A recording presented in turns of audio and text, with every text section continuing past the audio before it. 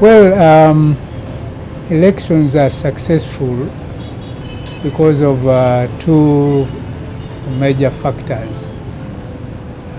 First of all is the legal infrastructure in place that assisted the other factor, the organization of the elections. The legal infrastructure we have in place is been quite reasonable. Of course, there have been demands by different groups to make improvements, what they perceive to be improvements, mainly in the way the Electoral Commission is appointed to make sure that it is capable of being completely impartial, can freely organize elections without being accused of being one-sided or sided to one group, political group or another. That call has been going on for quite a long time. The worry is that the president appoints the Electoral Commission. I don't share that worry 100% myself, because someone has got to make an appointment. The process could be modified in such a way that there is transparency in the way the commission comes in place. Transparency and fairness, in the same way that the framework for appointment of judges was conceived in the Constitution, that there is a commission or a group that looks at the aspirants and makes the recommendations.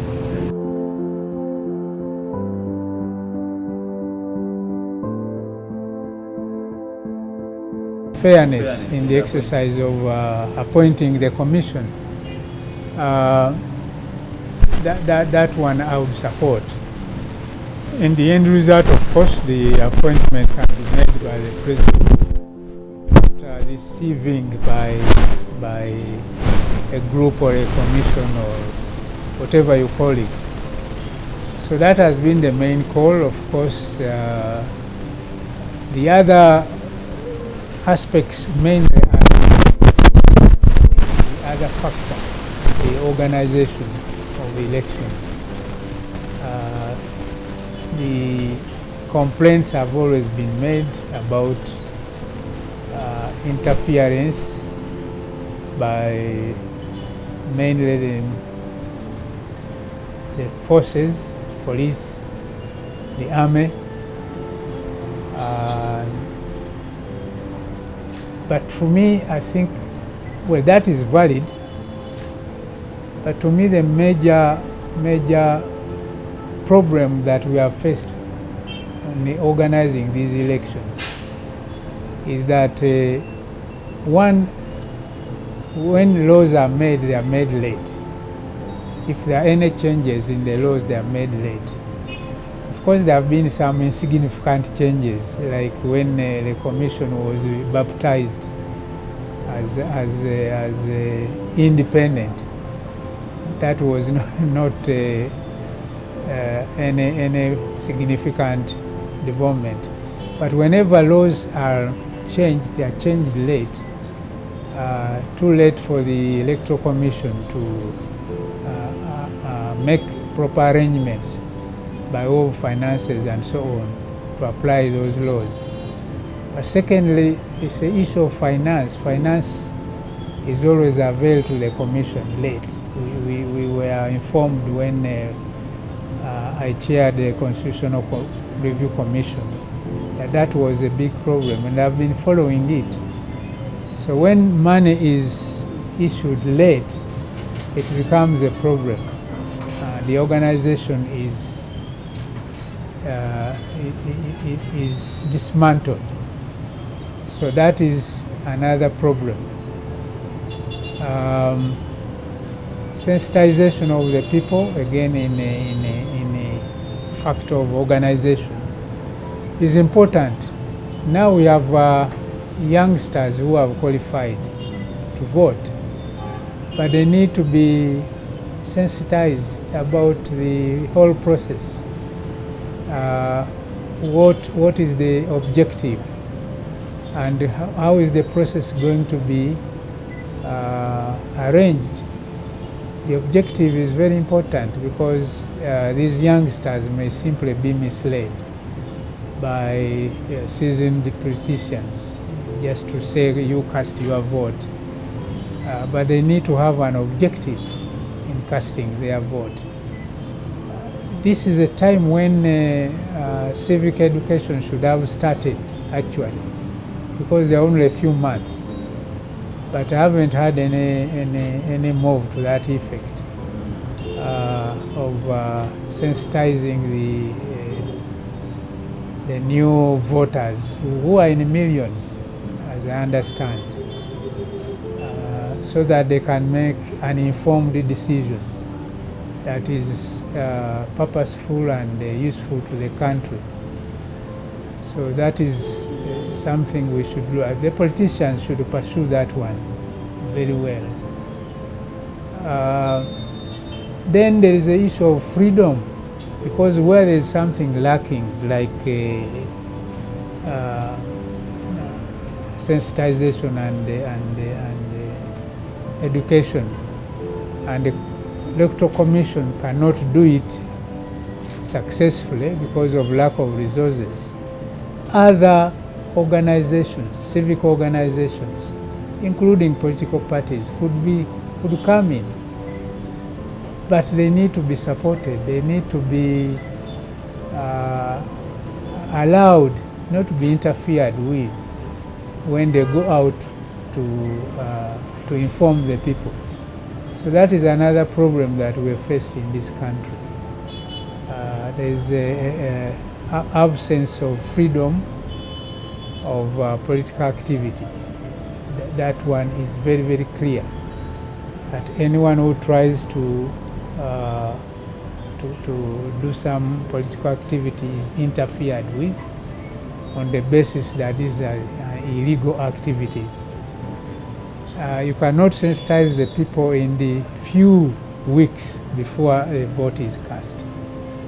So those are matters we should look out for, and I hope that the government, the political actors in everywhere, in parliament and in political parties, can take up the challenge so that we have a free and fair and informed election. That's my worry, that it is a very short time. It should have started quite a long time back, and I cannot say I would blame the commission, the Electoral Commission, because I don't know their problems. But I could imagine that probably they haven't been facilitated. I would be surprised if that's not a problem, that they haven't been facilitated sufficiently to carry out, for example, the exercise of sensitizing the voters. But the other factors, well, that one, it's the people in power to wake up, to make sure that people are free to exercise their rights of participation and to exercise the right of political choice without interference. By now there should be free political activity. Well, something can be done, but might not be effective. I understand there are moves to change some laws, to change the constitution. For example, I've heard that there's a proposal to cut down the number of constituencies. Now that's a big exercise, because if it is done now, the Electoral Commission must sit down and demarcate. It's the duty of the Electoral Commission. If Parliament changes the constitution or the law to say that there will be only, I'm just giving an example, only 300 members of Parliament, that means there will be 300 electoral constituencies, and those have got to be demarcated.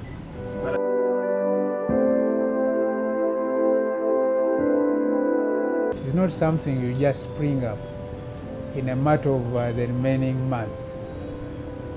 We've observed it being introduced in Kenya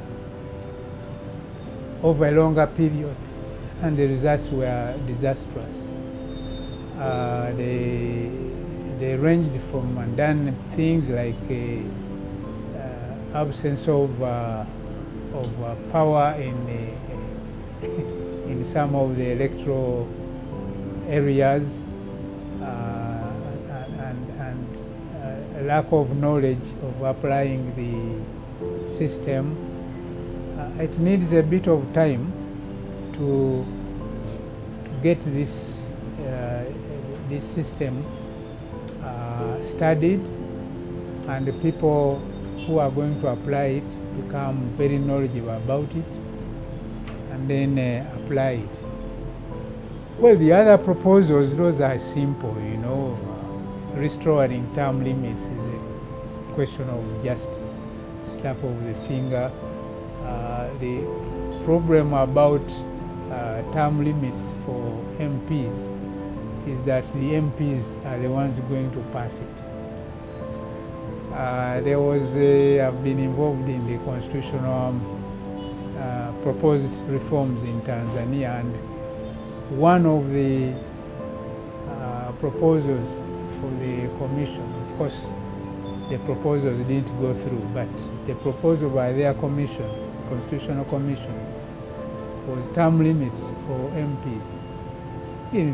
And the Parliament was supposed to pass that proposal. Surely they wouldn't. This concerned their interests.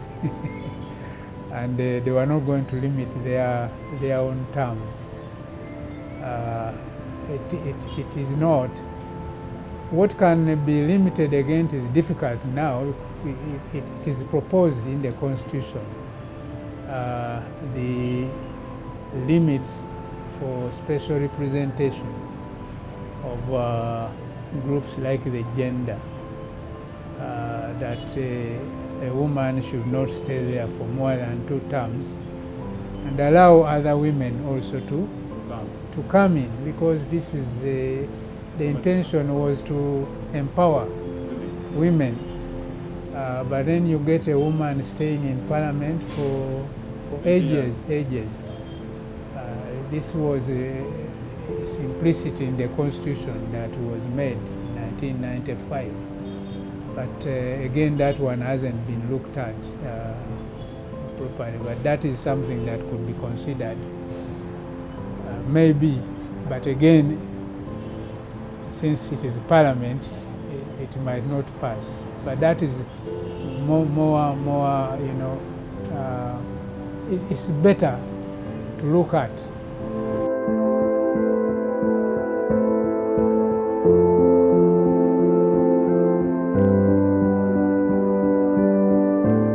I don't believe that the evil lies in having one person or the president appoint. The evil lies in the process. The one person who appoints should have checks and balances on him or her. He shouldn't just wake up. He or she shouldn't just wake up and say X, Y, and Z are members of the Electoral Commission. This is why I said if you have a process that makes the selection more transparent and fair. That is the Judicial Service Commission. Like the Judicial Service Commission, just about like eventually someone must go to make an appointment. This is probably what no one wants to propose, but we have the president. But if the names have been sieved properly in a fair process, then you can trust that these are proper appointees. Uganda Law Society is a constituency on the commission. The judiciary is a constituency on the commission. Public service, well, you might say that's part of government, but public service commission is a constituency. So the appointment is made. For example, I served on the Judicial Service Commission, but the president appointed me because the Law Society put there my name. It's not that he said, Ssempebwa, you are a very good man, so I appoint you. No, it's the Law Society which forwarded my name. So it might need some improvement, but at least there are safeguards there. But I don't believe that the Electoral Commission should have constituencies consisting of political parties, because then we will have an Electoral Commission composed of political parties, which will not work. They will never agree. Your background may not dictate what you can achieve. I'll give you an example. We have had judges of the Supreme Court who are very politically active, and everyone knew where they failed. But when they joined the Supreme Court, they became completely impartial.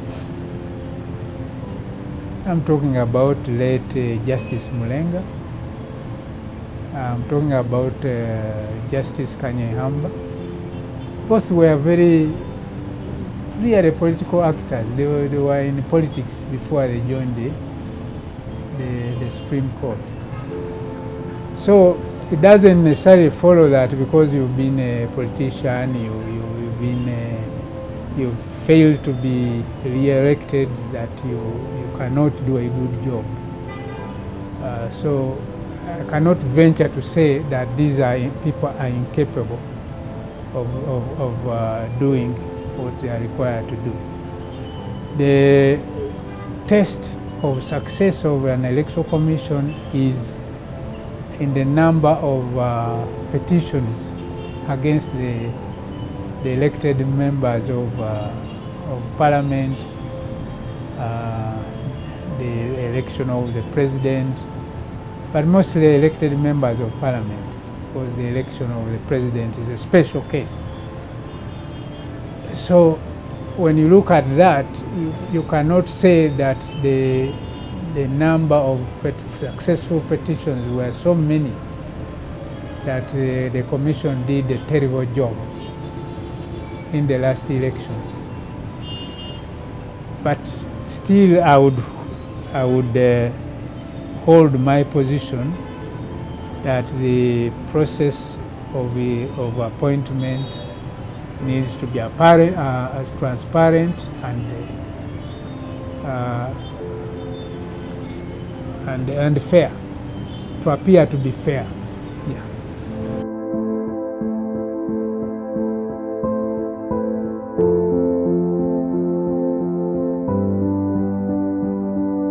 It's a wide question unless you restrict it to elections. Yes. It's a very wide area. I think we have talked to most of those. Others have been recommended and they have not been dealt with.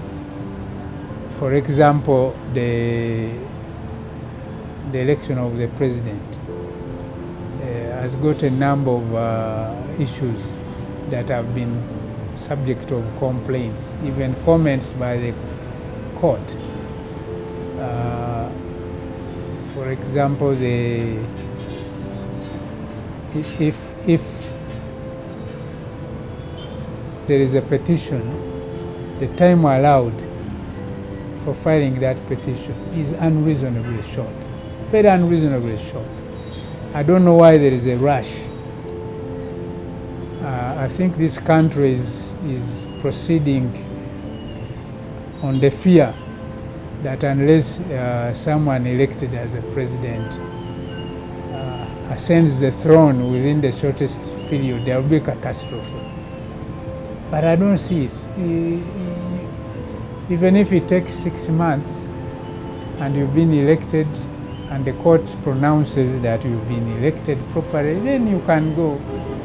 But allow the process, the judicial process, to take place. But the period, it was extended, I think, by a few days in the last amendment. That's all. But still it is very short. A lot of evidence is required to be gathered. It's a monumental process, problem for a petitioner against a presidential election to go around the country and collect all the evidence that is required to prove the case. It can't be done in a matter of 20, 30 days. Then if a court orders an election, and there is also a very short period that is allowed to the Electoral Commission and the participants to come and elect again. Of course, there will be election exhaustion to call people within a few. Of course, it's complicated because you need to have an end to it. But at least give some time, maybe 2 or 3 months, to complete the process of the election. Those are matters that need to be addressed as far as the election is concerned. The others may not need law. It's a matter of compliance. Take the military forces, the armed forces, out of elections. Just have a few of them guard, maintain peace, and that's all. But when they come and interfere and prevent people from voting and so on, that becomes a problem. And court has commented on that on in various petitions, presidential petitions. Given time, I could think of several others, amendments that could be made as far as the elections are concerned. But those are major ones. Vetting appointees, presidential appointees, I have no objection, and I think it will be good for the country for the vetting to be open. If I am appointed a minister and someone has got evidence of my having committed a fraud somewhere and so on, it should come openly and say so. And the whole country should know. So provided I'm given notice to defend myself. This is justice, is fair. It's done in Kenya, and Kenya has not collapsed or erupted in fire. Even judges there are vetted, and there's TVs. Appointees or judges appear on TV and they are questioned. Yes. I remember when it was first applied, Justice, the one who was becoming a Chief Justice, you know, in their community they put on something in the ear in the ears, but for him he had modified it to look like a lady's. So they questioned him about that one. Are you gay? Are you what? And said, this is part of our ethnic culture. And if you don't like it, you can take back your job. I don't want to be Chief Justice, but I will never remove it. Eventually he became Chief Justice.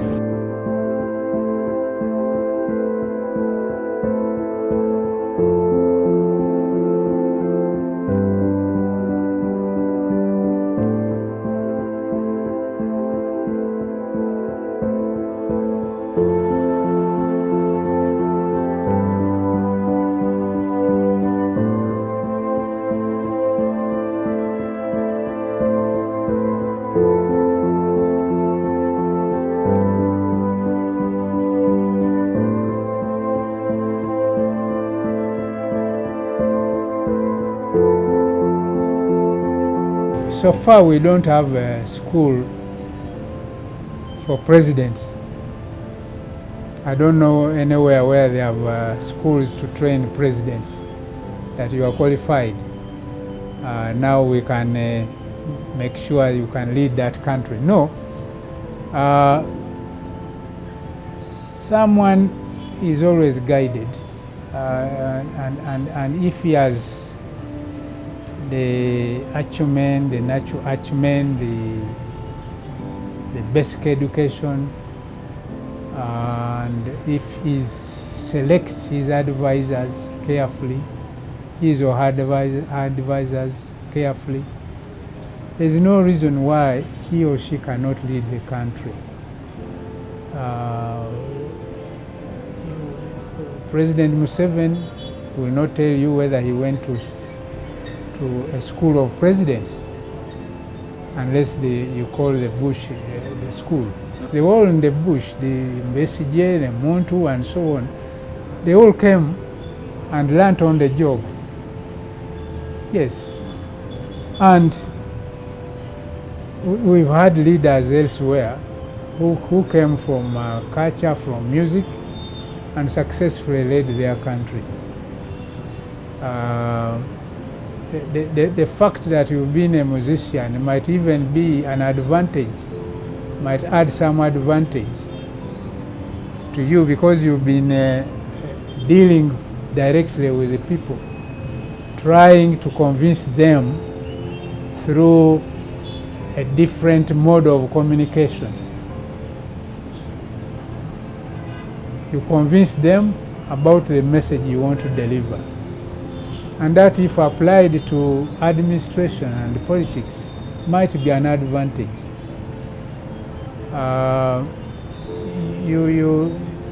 Many of these leaders who have been successful, the generals in West Africa, Nigeria, and so on and so on,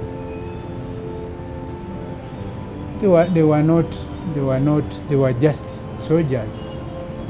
But they succeeded very well. Now we hear there's a soldier in Burkina Faso who is doing wonders. He's not trained in anything other than wielding guns and so on.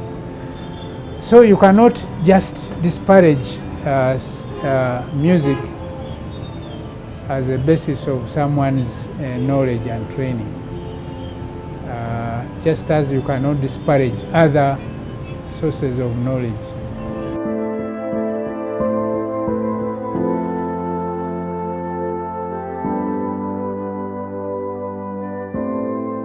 He is free. It is a human right to contest for any office. He is free. Of course, there are misgivings about the son of a president contesting immediately after his father, and people are complaining that this will be creating a dynasty, a sort of elective kingship. Those are the worries. But for him as a human being, he would be free. Those who believe that is wrong, then have also a right to contest and make sure that doesn't happen. That is our right. When we say this is wrong, it's wrong to have an elective dynasty of kingship. Therefore, we go out and outvote him.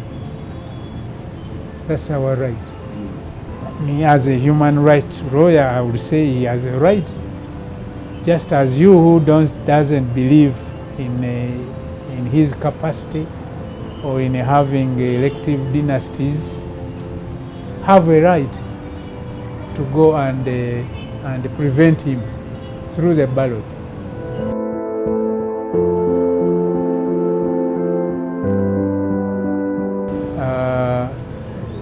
You cannot judge someone by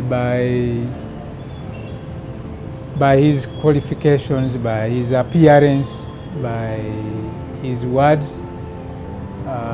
It's possible that, of course, personally, I don't think that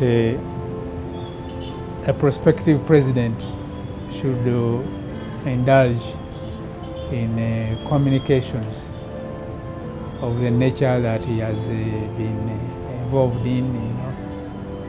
But that doesn't mean he doesn't have the capacity, the ability to cast those aside and lead the country. We are at crossroads. It's difficult.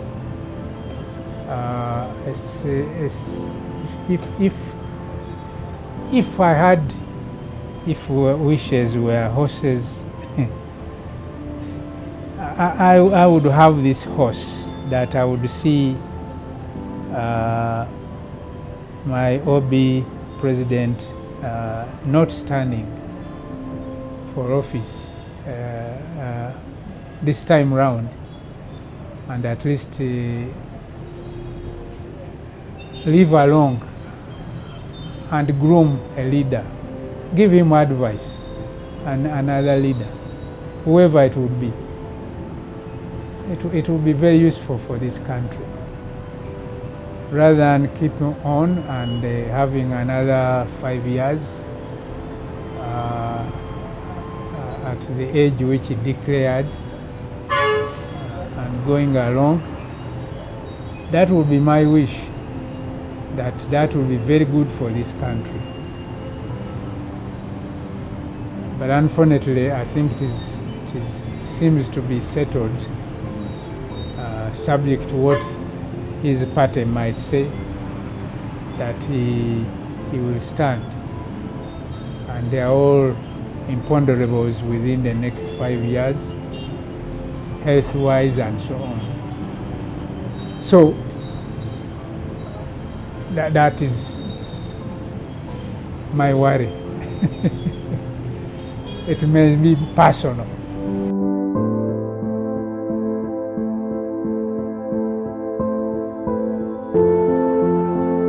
I have little basis for answering that question, because he hasn't presided for a long time. As you are aware, we elected him, and besides issuing a few executive orders, soon he had some differences with the judicial system, and he's not acting as a president now, although he continues to make statements and submissions. Many people would have loved to see him act as president and judge his success in view of what he promised to do. Well, if you asked my personal opinion about Ssempebwa or his Style. his style of leadership, which he calls radicalism. Yes. Well, most of us have been engaging the judiciary for better services for a long time, and I would therefore support him in this objective, even if he labels it a tougher stand in the word of radicalism. Our only departure would be that he was bound to deal with the people that he's challenging. He had to deal with the judiciary, he had to deal with the Attorney General's office, he had to deal with the DPP and so on. Therefore, radicalism to me meant that he had to be tough, but on the other hand, be accommodative, because these are the people who had to listen and to change. And if you are not accommodative, then it becomes a problem, you know. My departure is that I wouldn't have used the language that sometimes he used, because that's not very accommodating. Recently he called me the biggest intellectual failures or demons and so on and so on. I don't mind, but that one wouldn't move me to change my position.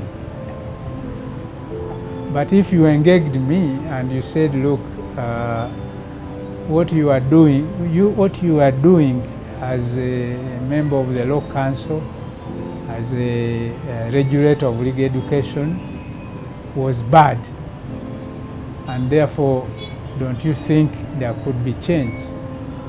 Yes, I would listen and say, look, you have a good point. It's different from calling me a demon and so on and so on. But that is me, I'm a small person. But if you go to bigger fish in the judiciary and the Attorney General, those are people who would take the decisions you want. The Chief Justice, take the decisions you want. And therefore, please deal with them. I support his objective, not to bang the table, but the objective of radical change. If it is going to be different from what other presidents, including myself, did, that one I completely support. I'm using his language. Radical probably would mean, as far as is concerned, that we have a judiciary that is committed to service. We have an end to backlog. We have an end to dilly-dallying in making decisions. We need that there's a need for transparency. If the judiciary is making decisions that affect we the lawyers, that we cooperate. There are good relations between the bench and we, the bar, the lawyers. Everyone has been struggling for that. His radicalism probably would be a more forceful. For example, he issued an executive order expelling the Attorney General from the governing council of the Law Society. That's radicalism. I chaired a committee where we recommended that the Attorney General should not sit. But we knew that that needed the change of the law. So we recommended a change of the law, which was never done. So you might say that he is radical, we were not. But at the same time, his would not be effective because he needed a change of the law. But the end result would be the same. I would support it. But I said his reign was too short, either to condemn him or to say he has succeeded. And now he has a warrant of arrest over his head. I'm not very conversant with that case, but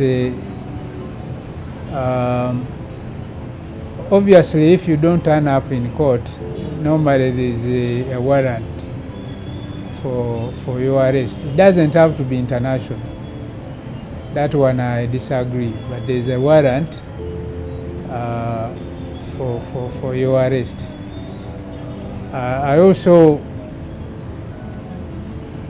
don't know about the nature of that case, whether it should really be pursued furiously. We condemned, I led the senior counsel to condemn the language he used against the DPP, and I thought that would be enough. That would be enough. And if he continued and continued, probably further action would be taken. But that, I thought that would be enough. And I also thought there could be more and more accommodation by way of talking to each other. The relationships between the judiciary and the law society have been very cordial for a long time. We have a backbench committee which meets regularly to thrash out our problems. And we will continue in this way. So the language of one person cannot really divide us. And we could have kept on talking. I have talked to him. Yes, he probably would not admit, but we had a chat of over an hour, and my message was, at that time he had only differences with the Attorney General, and my message was, we are going to work, you are going to work with the Attorney General, and it's better that there's some accommodation between you and him. And there are a number of people willing to ensure that this happens. And this is where I stopped. The next, I became the intellectual fraud of the country.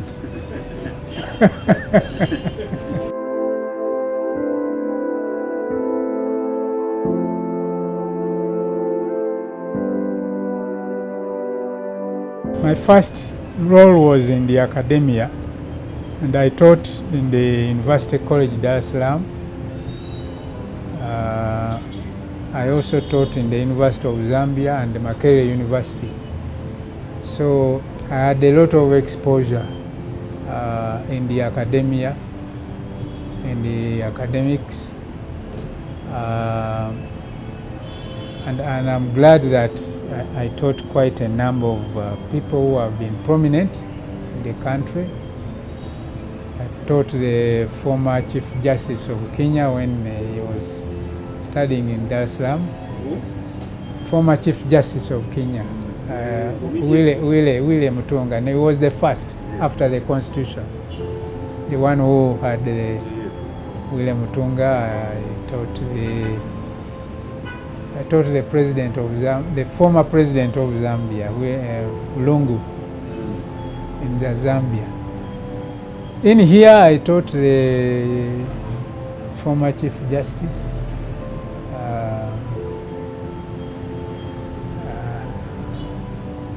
what's the name? Katurebe, yes, and the current one. And as far as Rwanda is concerned, I also taught their former Chief Justice, Sam Rujeje, at Makerere. So I'm proud that I have been able to stay in the academics for a long time, and I have interacted with so many lawyers, prominent lawyers. So when I joined the practice, yes, we did some practice rather successfully. One might say when we joined we were fewer, yes, but it was also tougher because the range of practice was limited. Now it has widened with the globalization and liberalization.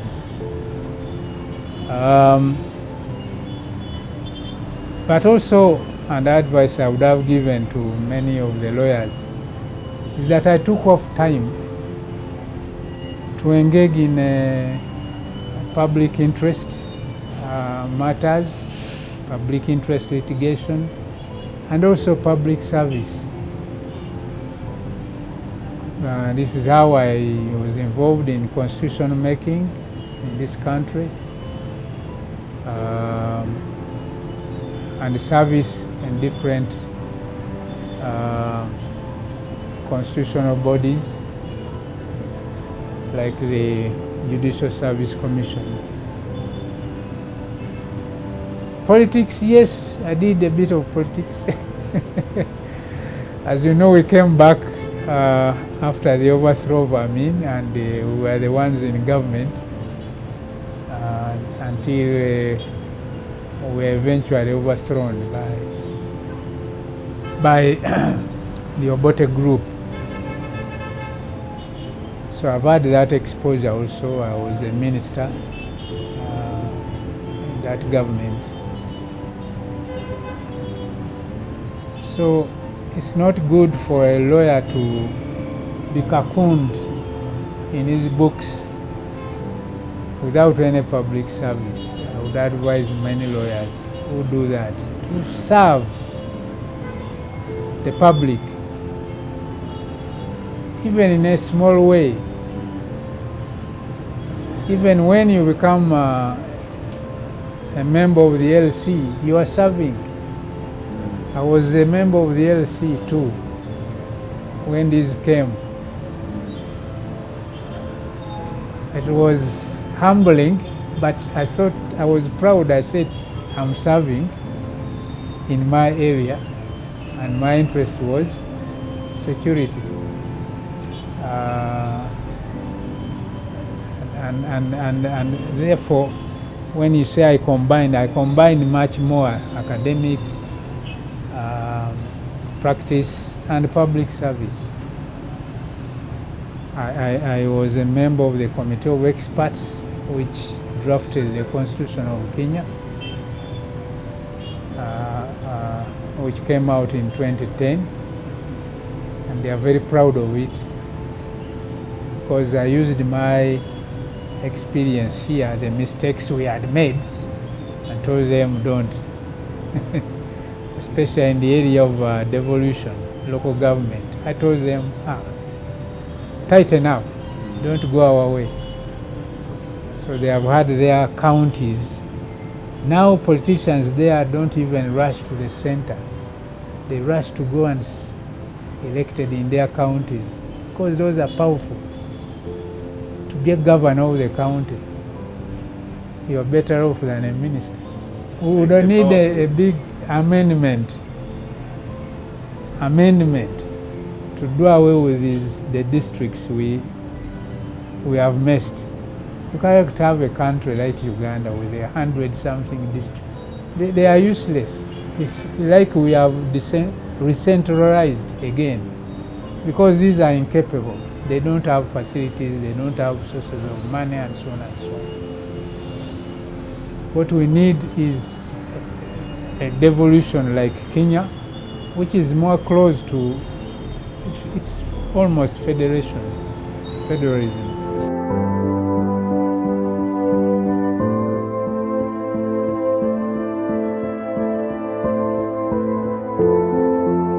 Well, I tell them, first of all, because of what has been going on in this country, to be patient. Many lawyers think that you get out and you must succeed the following year. You must have a car, a house, and so on. And that's how corruption crops in. We need people of integrity, otherwise this country will continue going down, down, and down. And we need lawyers of integrity. I cannot say we have a clean law fraternity. No. So we need a clean law fraternity. We need our young lawyers to come out, be patient, and grow up in the practice. And as I said, serve in other areas. And in my mentoring, which does not necessarily have to be by word of mouth, I want to show to our lawyers that even if you are not described as someone who has amassed, has mansions, yeah, blah, blah, you are successful, you are a good person. When people say, do you know, that is so and so, he is a good man. That is the biggest success. If people say he has a mansion there, he has a block of flats there, but we don't know where he got that money, we are not successful.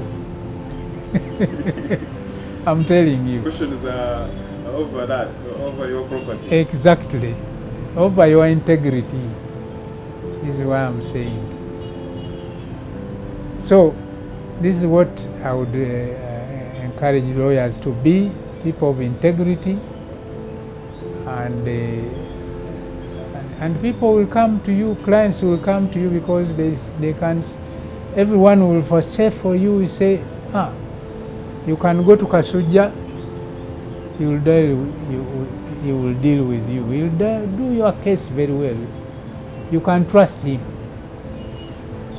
But don't go to Odwar, that man, he will work for you and your enemy, both of you. That's a bad name. So to me, integrity is key. Every other thing will come if you come.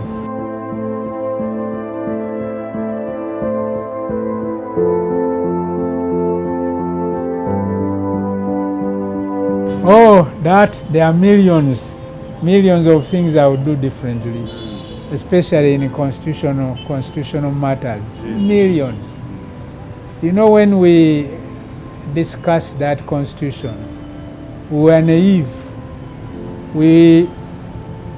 There was good faith. The country had just gone out of the bad times and so on. The government was new. It was popular.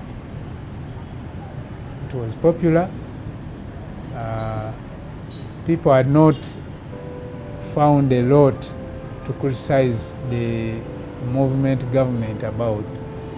And so we didn't plug. We left loose nuts. We didn't. We could have tightened.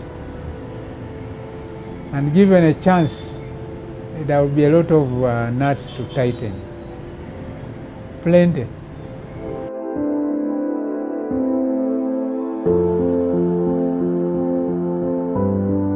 Well, there are some I would regret.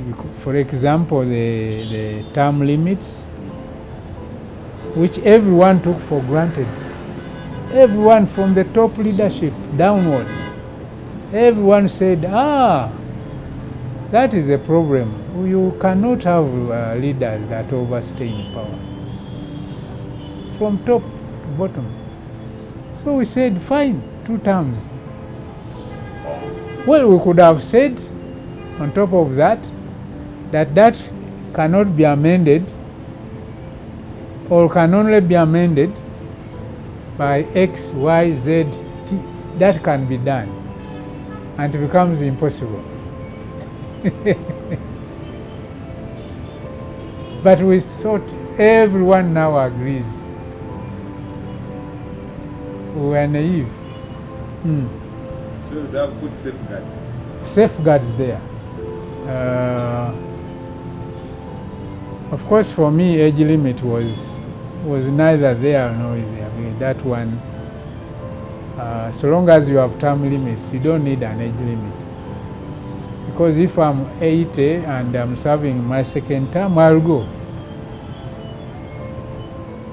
Or if I stand now at 80 and I serve for 2 terms, either I'll be dead or I'll go. So the age limit wasn't a big problem. But there are so many matters. For example, we should have again tightened on the number of constituencies. In Kenya they did. They said there will be no more than 200 something, 210 I think. And know this, that you can only increase when this.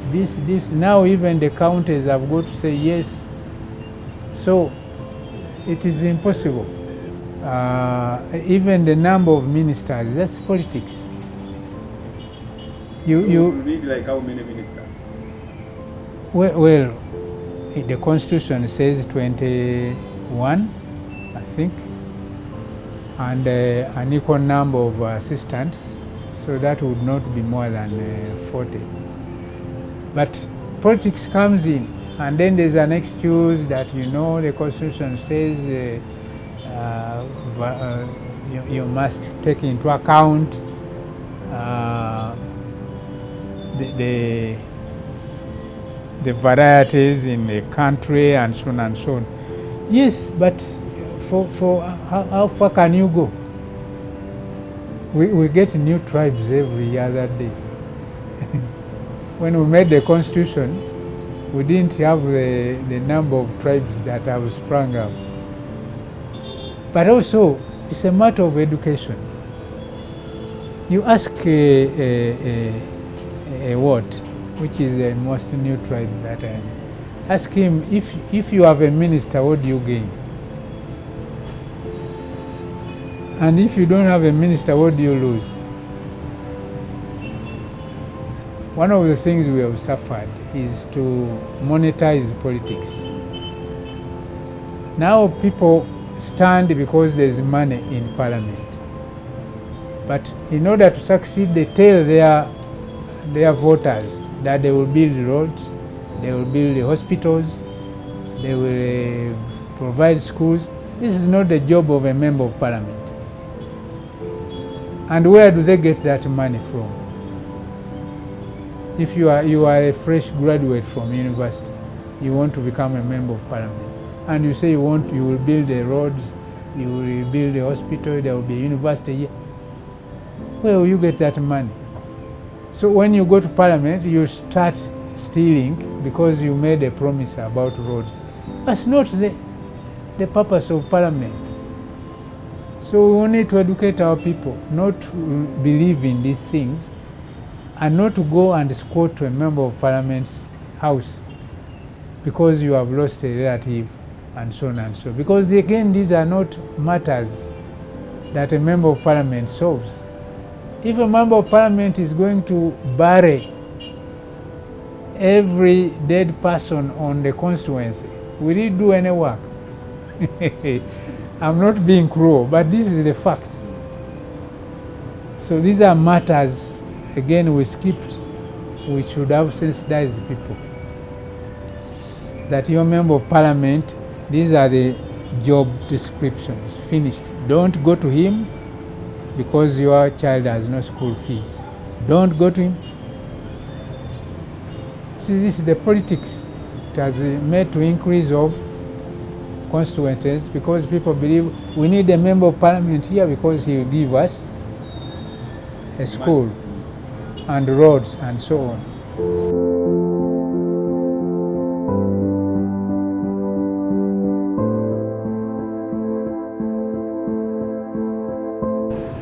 You should personally choose to live long. By one thing which I have done myself is to be active. I've been in sports. I've been a player of tennis and other games, racket games. That one I must admit. But secondly, I was reckless when I was young with my diet. I used to enjoy a lot of meat and so on, so on. Until something happened to my feet, so I reduced meat completely. I eat meat maybe twice a month, red meat. And I increase on the vegetables and so on and so on. But chicken and fish, yes, those I indulge. I think diet is important. And since then, when I left meat, I also left things I used to enjoy when I was young, junk foods, pork on the road and so on. Those I left. But I was reckless when I was younger. Yeah. Yes. So I would advise young people to exercise, control their diet. There are a lot of advisories in the newspapers these days as to what you should eat and avoid. If someone read and obeyed, the problem is how to obey and get rid of your delicacy, It's something you have to choose.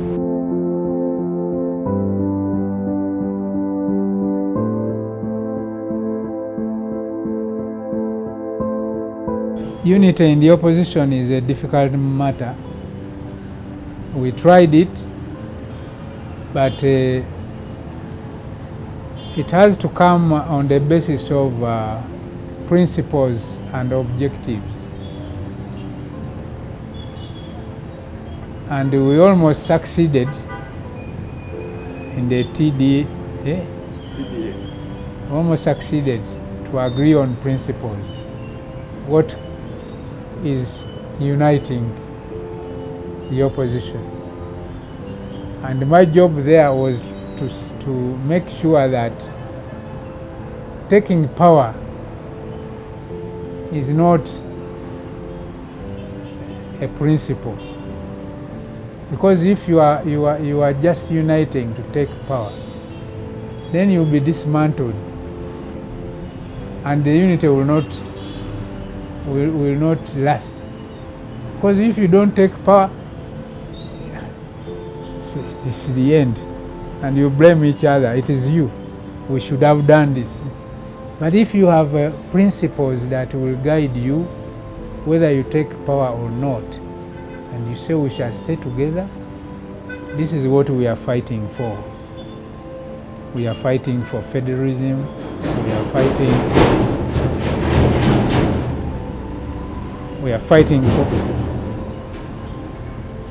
for federalism. We are fighting for an economy which is self-sustaining, and we will not borrow in excess of this, but all principles that you will keep on fighting for. Then you will last. There are political parties, for example, in Germany, a Green Party. They just said ours is the environment, and they have lasted until they even won some seats. And that's a principle that united them. But here, as we're agreeing on our principles, people are looking at the next election, and the question that divided the entire thing, disrupted, was who was going to be the joint candidate. And once that couldn't be agreed, it collapsed. So without that, without agreeing on the principles, nothing can be achieved. It can't be achieved. Because even if you won, you have nothing to unite you. Ask me, from Moshi, where we came from after Amin, we didn't have anything to unite us. So we came here, we started quarreling, differences, blah, blah. The only thing which was uniting us is to take power after Amin. Finished. And this was forced on us. The Tanzanians came, you come, we are going to overthrow Amin. It will look bad for us to be the ones marching into Kampala. You come in. Even Lule was brought to us as a compromise.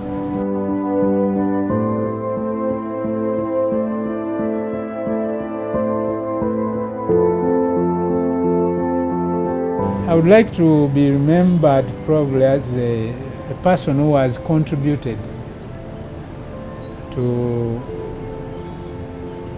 the well-being of the country, who has tried to contribute. I don't think I've succeeded, but I've tried my best to contribute to the advancement of this country. I would be happy to be remembered in that aspect. New Vision TV. Stream smart, stream New Vision.